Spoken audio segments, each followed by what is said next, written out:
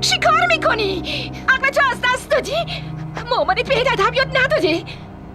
بی خاطر بابات نبود یه تو جهنی میزدم آدم شی. من همین جوریم، از شانس بدم هم همین جوری شدم. اگه مامانم بهم ادبیات میداد الان چطور به حساب ولگردی مثل تو میرسیدم؟ عابده ساکت شو وگرنه اون روی منو میبینی. من ساکت میشم بابا، ولی یه چیزی رو بهتون بگم. اونم اینه که اگه بخواین این خانومو ببرین تو اتاق مادرم، اون وقت منم این خونه رو به آتیش میکشم. شما خیلی خوب میدونین که من همچین کاری میکنم. چه فایده عابده؟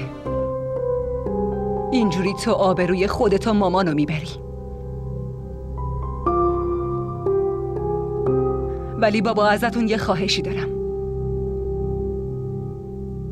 اینو تو اتاق مهمون ببرین.